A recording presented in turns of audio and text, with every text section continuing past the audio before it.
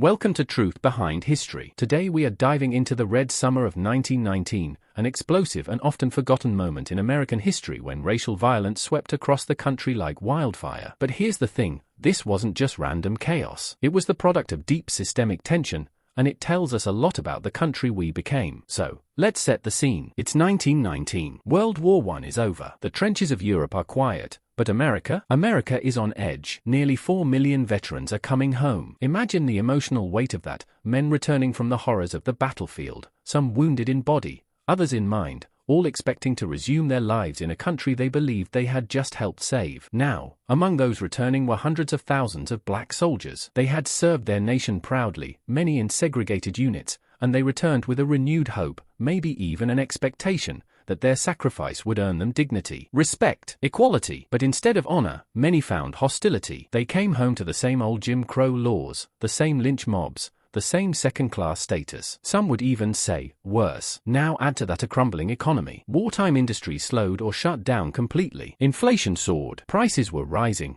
but wages weren't keeping up. Jobs were scarce, especially in the cities. And guess what? That's where many black veterans and migrants were heading, hoping for better opportunities. So you've got millions of people all fighting for the same shrinking slice of economic stability. Tensions? Boiling. But the instability didn't stop at jobs and money. This period also marked the first Red Scare, a national panic over communism and anarchism, fueled by the recent Russian Revolution. Labor strikes erupted across the country. Anarchist bombings targeted government buildings and industrialists. The public? On edge. The government? Cracking down hard. Suspicion and fear spread like a virus. And in the middle of all this was the Great Migration. Over 500,000 African Americans moved from the rural South to the urban North during and after the war. They were fleeing racist laws and violence, yes, but they were also chasing opportunity. This reshaped cities like Chicago, Detroit, and New York. But for many white residents, especially working-class whites, this felt like an invasion. Black workers were scapegoated for job shortages, housing competition,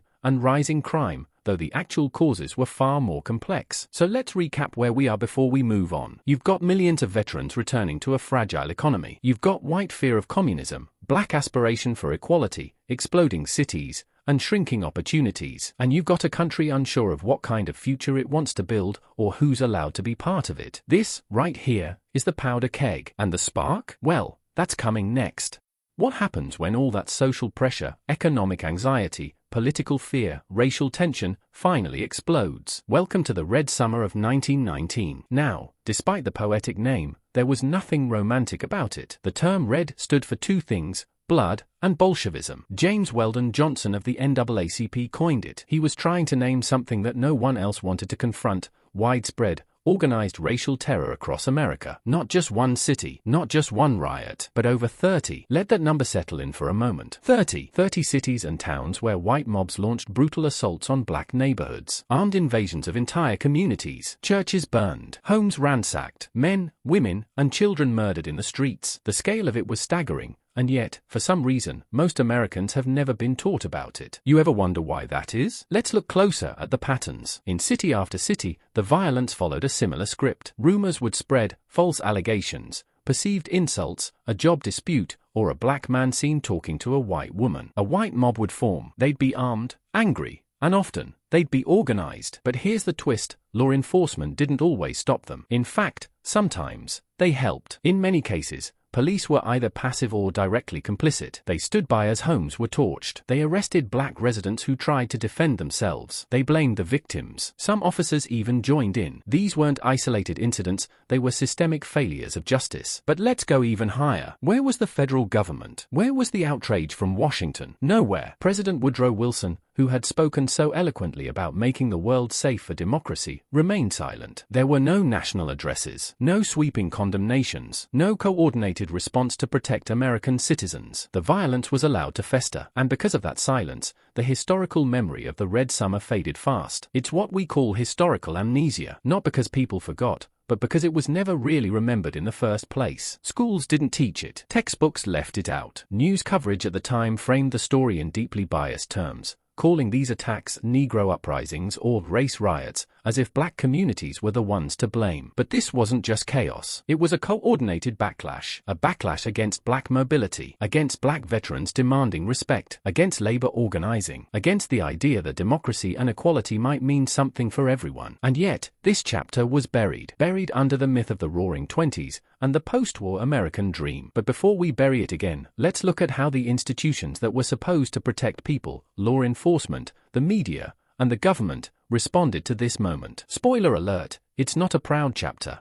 So now that the violence has erupted, let's ask the obvious question. Where were the institutions, the ones meant to uphold law, protect lives, and report the truth? Here's the uncomfortable answer. In many cases, they weren't just absent. They were part of the problem. Let's start with the police. In city after city, law enforcement either stood down or actively enabled white mobs. Officers refused to intervene. Some even handed weapons to white rioters or helped arrest black men trying to protect their families. Imagine that, armed gangs attacking neighborhoods, and the people getting locked up were the ones defending themselves. And this wasn't just a few bad apples. This was the pattern, over and over again. Then you had the National Guard. Now, you'd think that if the local police couldn't, or wouldn't, protect people, the National Guard would be called in to restore order. And they were. But order meant something different to those in power. In some cities, guardsmen disarmed black residents while letting white mobs keep their weapons. In others, they detained black citizens en masse. It was martial law used not to stop the violence, but to control the victims of it. And just when you think it couldn't get worse, the media joins in. Newspapers across the country didn't just fail to report the truth, they actively distorted it. Headlines talked about Negro trouble, Negro uprisings, or black mobs. You'd read the paper and think that black communities had started the violence, when in fact they were defending themselves from it. By twisting the narrative, the press fueled public fear. It painted black Americans as the threat, and white violence as a form of defense or necessary order. The media didn't just miss the truth, it buried it. And then came the loudest silence of all. Washington, D.C. President Woodrow Wilson, who had spoken so passionately about democracy abroad, said nothing. No speeches, no condemnations, no emergency legislation. The federal government stayed quiet. The message was clear. This wasn't a national concern. Let's pause there, because silence is not neutral. When the institutions that claim to stand for law, justice, and truth choose to look away, or worse, to actively protect the aggressors, they reveal their true priorities. Not peace, not fairness, but control, appearances, order. This is what happens when centralized power becomes more interested in suppressing unrest than confronting injustice. And that failure of the police, the press, and the presidency didn't just allow the Red Summer to happen. It told the nation, this is allowed. Next, we'll look at what this looked like on the ground, 2 case studies that show us just how brutal and systemic this violence really was. Let's get out of the abstract for a moment. Let's look at what this all looked like on the ground, in real cities, with real people. 2 cases from the Red Summer tell us nearly everything we need to know about the scale of violence, the depth of injustice, and the raw human cost. The first is Chicago. It's July 1919. A 17-year-old black teenager named Eugene Williams is swimming with friends at Lake Michigan. It's a brutally hot day, and the beach is packed. But there's an invisible line in the water, a color line. No signs, no laws, just the unspoken threat of violence. Eugene accidentally crosses into the white section of the water. White beachgoers start throwing rocks at him. One of them hits him in the head. He drowns. Police are called, and you'd think, at the very least, they'd arrest the man who threw the rock. They don't. Instead, they arrest a black bystander. The black community protests, and white mobs respond with violence. Over the next week, Chicago erupts. Street battles rage across the city. Black homes are burned to the ground. At the end of it all, 38 people are dead. Over 500 are injured. Thousands are left homeless. Now, switch scenes. Elaine, Arkansas, a small town in the Mississippi Delta. The population is majority black, mostly sharecroppers living in deep poverty. But in 1919, something remarkable is happening. Black sharecroppers are organizing. They're forming a union, demanding fair pay, legal representation, and an end to exploitation. This was revolutionary and dangerous to the white landowners who depended on their labor. One night, a shootout breaks out between black farmers and white men, reportedly deputies, who show up at a union meeting. One white man is killed. The response? All-out war. White mobs flood the town. Rumors spread of a black insurrection, and soon, the Arkansas National Guard arrives. But not to protect the farmers. Instead, they launch a campaign of terror. Hundreds of black residents are rounded up, tortured, and beaten. Reports say some were forced to confess under duress. At least 100 black men, women, and children are killed. Some historians believe the death toll may be even higher. Now here's where it gets even darker. 12 black men are arrested, tried, and sentenced to death in a matter of days. No due process. All-white juries. No real defense. Just a railroad to execution. It isn't until 1923, years later, that the Supreme Court steps in. In the case of Moore versus Dempsey, the court overturns the convictions, citing mob-dominated trials and gross injustice. It sets an important civil rights precedent. But the damage was done. Both the Chicago riot and the Elaine massacre show us something crucial. This wasn't just random. It wasn't just chaos. It was systemic. Law enforcement failed, or turned hostile. The press twisted the facts. The courts handed down death sentences. And the federal government stayed mostly silent. What do these cases tell us? That whenever black Americans asserted their rights, whether by demanding fair pay or simply swimming in a public lake, the response from many white Americans was not just resistance, but violence. Violence supported, or at the very least tolerated, by the institutions that claim to protect everyone. And this is why the Red Summer can't be seen as isolated riots. It was a coordinated effort to maintain a racial and economic status quo. And speaking of that economic status quo, let's pull back the curtain and look at what was really being protected beneath all this violence. Let's stop and ask a different kind of question. What if the Red Summer wasn't just about race? What if it was also about economics, about land, labor, and who gets to control both? Because if you dig beneath the surface of the violence, what you find isn't just hatred, it's strategy. Let's go back to Elaine, Arkansas for a moment. Black sharecroppers were organizing a union. That alone was a threat. You see, the entire agricultural economy of the Delta was built on a system that looked a lot like feudalism. White landowners provided the land and tools. Black farmers did the labor. In return, they were supposed to get a share of the profits. But here's the trick. White landowners controlled the bookkeeping. They'd fudge the numbers, say the harvest didn't make a profit, claim the farmer owed more than he earned. It was a cycle of debt, designed to be inescapable. And as long as no one organized, the system stayed intact. But when those sharecroppers tried to unionize, tried to demand transparency, pay, justice, that was a threat to the entire structure. And so the massacre in Elaine wasn't just racial, it was economic. A preemptive strike to stop labor solidarity before it could spread. A warning to any other black workers thinking of organizing. Now zoom out. In cities like Chicago, black workers were competing for industrial jobs,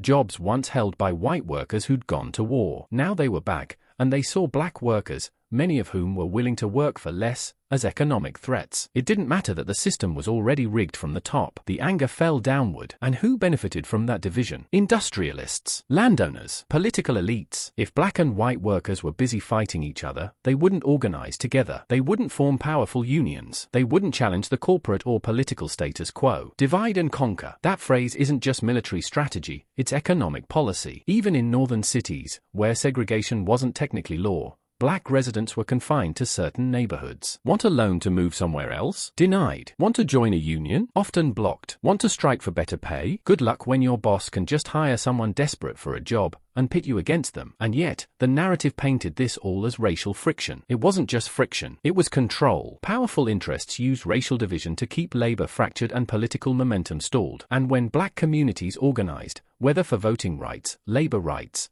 or fair housing, the response was swift and brutal. So when you look at the Red Summer, don't just see riots. See a clash between rising black agency and entrenched economic power. And now, let's turn to the people who refuse to accept that power as unshakable. Let's talk about resistance. Not from the top, not from institutions, but from communities, from people, from below.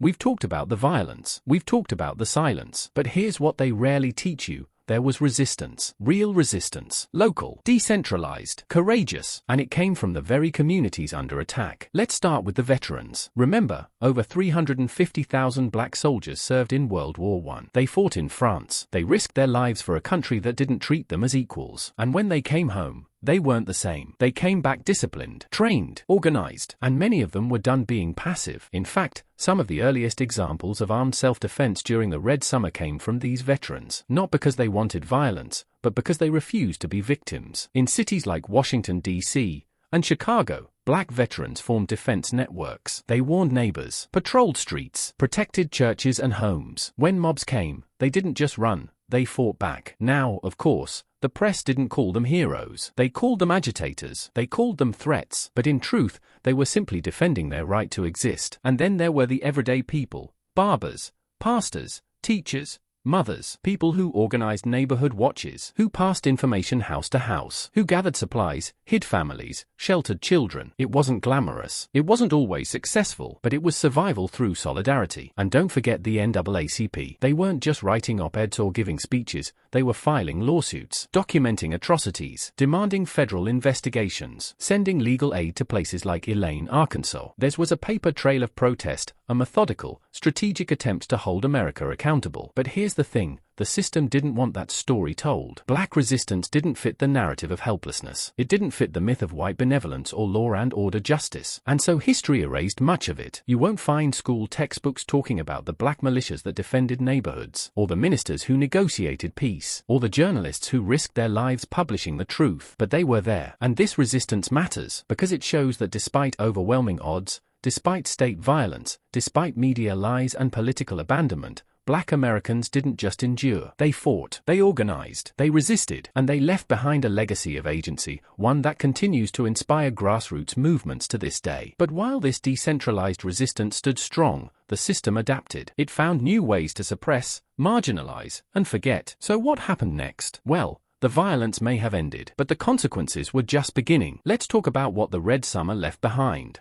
So the riots ended, the fires went out, the bodies were buried. But the story didn't end there, because the real damage of the Red Summer wasn't just the lives lost. It was the silence that followed, and the systems that solidified in its wake. Let's start with memory. The Red Summer of 1919 was one of the most widespread and violent episodes of racial terror in American history. And yet, how many people even know it happened? How many school textbooks even mention it? For decades, it was erased, not debated, not distorted, just erased. And that erasure wasn't accidental. It was strategic. Why? Because remembering the Red Summer would force a confrontation with everything America claimed to be. A democracy? Then why did mobs rule the streets? A land of laws? Then why did police join in the violence? A meritocracy? Then why were black veterans hunted in the very country they'd fought to protect? So instead, we got sanitized narratives. Riots with no context, victims without names, and a history curriculum that moved straight from the Civil War to the Civil Rights Movement, skipping the terror in between. But even more dangerous than forgotten memory is repeated pattern. Let's talk about housing. After 1919, cities across the US doubled down on segregation, not just through culture, but through policy. Redlining, racial covenants, urban renewal projects that conveniently bulldozed black neighborhoods for highways and stadiums. The same fear that sparked the Red Summer, of black migration, black upward mobility, black autonomy, was now managed through bureaucracy. Then there's policing. After 1919, many cities began militarizing their police forces, not to protect all citizens, but to keep unrest from undesirable communities contained. Law and order became the new language of suppression, not healing, not justice, but control. Sound familiar? The story of the Red Summer isn't just a century-old tragedy. It's a pattern. Black resistance is met with state violence. Racial progress sparks white backlash. And rather than fix the root problem, the system rebrands it, manages it, suppresses it. And that's why this story still matters. Because the architecture of injustice didn't disappear. It evolved. It learned to speak in legal codes, in budget lines, in euphemisms like urban decay or crime prevention. And through it all, history was bent. Memory was silenced. But now, with hindsight, we can see the outline more clearly. And that brings us to our final reflection. Not just on what happened, but on what we reward, what we preserve, and what that says about us. Let's step back. Everything we've covered, the riots, the resistance, the silence, the consequences, leads us to one final question. What does a society choose to remember? And what does it choose to reward? Because here's the truth no textbook ever says out loud. What systems reward, they preserve. In 1919, mobs attacked black neighborhoods and were rarely punished. Police allowed it and kept their jobs. Politicians stayed silent and moved on to re-election. And the press distorted the truth and sold more papers. Meanwhile, those who organized, those who resisted, those who risked everything to demand equality and dignity, they were jailed, or killed, or forgotten. And that's not just a tragedy, it's a lesson. Because if injustice is rewarded with silence, it becomes policy. If violence goes unchecked, it becomes precedent. And if history is buried, it becomes fate. The Red Summer of 1919 wasn't just a series of riots. It was a turning point, a chance for America to confront itself. And it failed. But that doesn't mean we have to. Telling these stories, unearthing these truths, it matters. Because memory is resistance. And awareness is a form of justice. If this episode challenged what you thought you knew, if it made you pause, rethink, or ask new questions, then do me a favor. Like the video, drop a comment, subscribe to the channel for more deep dives into the stories they'd rather keep forgotten. And if you want to go even deeper, check out my book History They Tried to Erase. You'll find the link in the description. It covers more of the moments, movements, and manipulations that never made it into your school's history class. And if you enjoy history that tells the whole story, not just the polished, patriotic version, then stick around. Because here at Truth Behind History, we don't just remember the past, we investigate it. Thanks for watching.